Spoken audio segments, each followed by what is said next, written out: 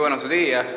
Para mí realmente es un honor tener la oportunidad de poder presentarles a ustedes un trabajo que para mí es muy interesante, como veremos a continuación. Primero que nada, empezar hablando del trauma craneoencefálico. Como sabemos, es una causa importante de morbimortalidad a nivel mundial, sobre todo en nuestro país, siendo la República Dominicana, según estadísticas recientes publicadas por la OMS, el país líder en muerte por accidente de vehículo de motor, con 64.6 por cada 100.000 habitantes. Un gran porcentaje de estos pacientes, aproximadamente un 30%, va a requerir que sea llevado a cirugía, siendo la craniotomía descompresiva hasta ahora el caballo de batalla de nosotros. Fue descrita en 1901 por Kocher y desde que su descripción inicial ha sufrido muy pocos cambios en cuanto a su técnica. Se ha probado su papel en cuanto a la reducción de la mortalidad, pero su papel en la recuperación funcional realmente ha sido muy cuestionado, como vimos en los estudios de DECRA y Rescue ICP. Eso nos lleva a la necesidad de buscar una alternativa a la craniotomía descompresiva, ya sea farmacológica o terapéutica. De ahí sale la cistenotomía basal, que fue descrita por el doctor Cherian en el 2013, como una alternativa para estos pacientes. Este procedimiento, esta técnica, no es nuevo, es una técnica que se utiliza en cirugía de base de cráneo, en cirugía vascular, para drenar el líquido cefalorraquídeo y relajar el parénquima cerebral. Se basa en la teoría del edema por intercambio de líquido cefalorraquídeo. Como sabemos,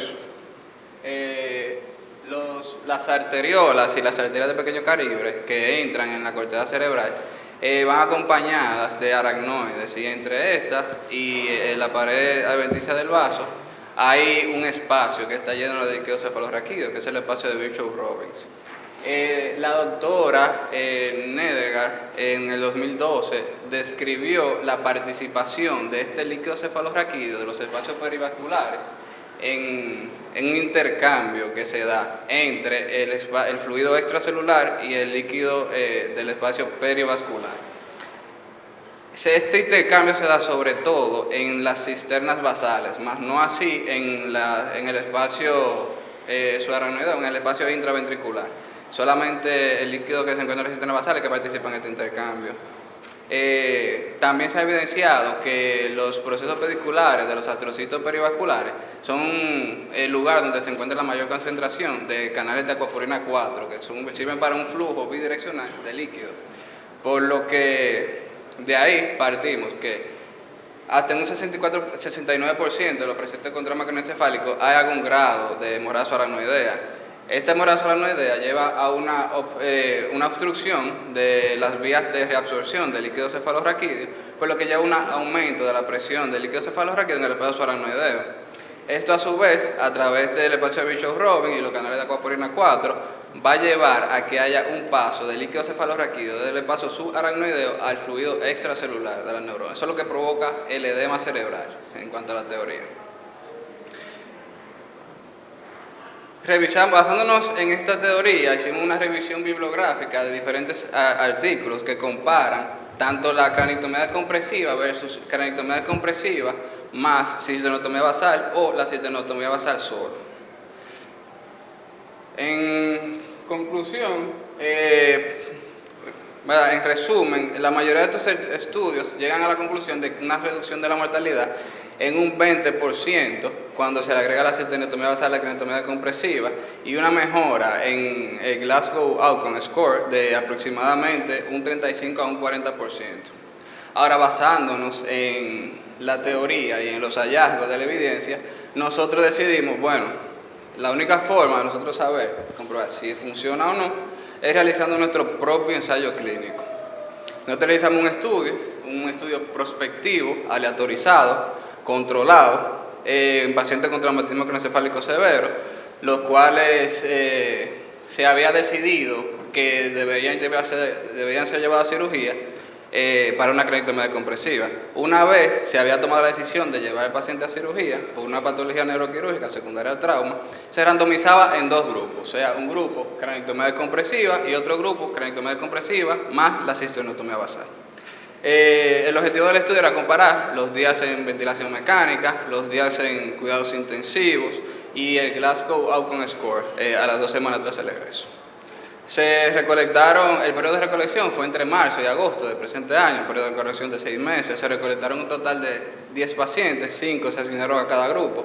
La edad media del grupo de craniotomía compresiva fue de 30 años. La edad media del grupo de cistenotomía basal más craniotomía fue de 34 años. Para ambos grupos tuvieron un Glasgow promedio de 5. ¿Cómo hacemos el procedimiento? Básicamente lo que se busca con la cistenotomía basal es la apertura primero de la cisterna interóptica, la cisterna óptico-carotidia, luego seguimos la carótida por su cara inferolateral hasta encontrar la comunicante posterior.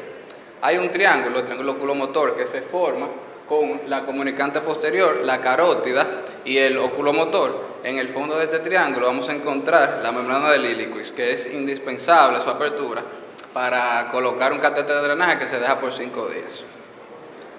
Aquí vemos unas imágenes de nosotros, luego de realizar la craniotomía frontotemporoparietal habitual, con énfasis en fresar bien el ala del esfenoides y la porción frontal de la craniotomía.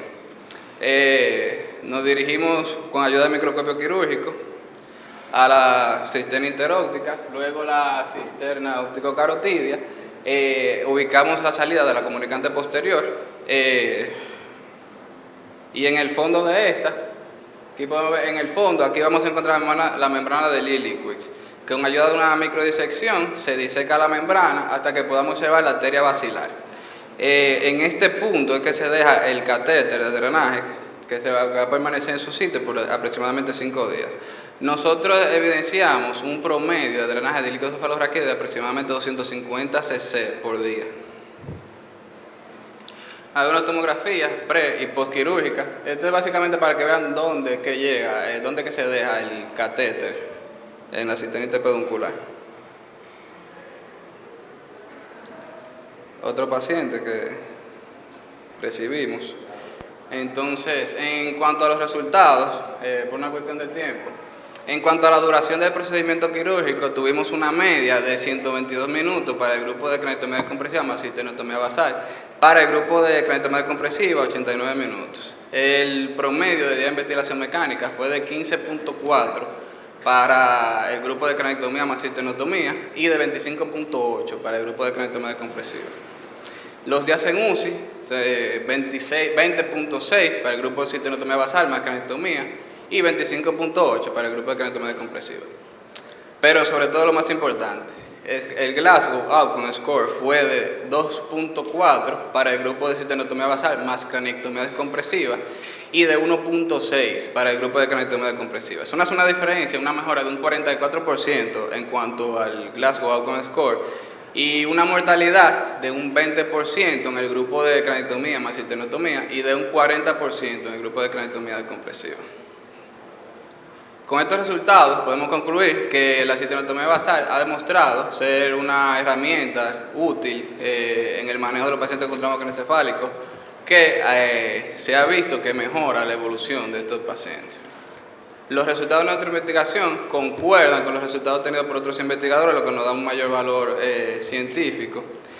Y para concluir finalmente, que queda pendiente realizar un estudio multicéntrico con una población más grande, para luego de tener resultados poder recomendar o no este procedimiento para la práctica rutinaria. Muchas gracias por su atención.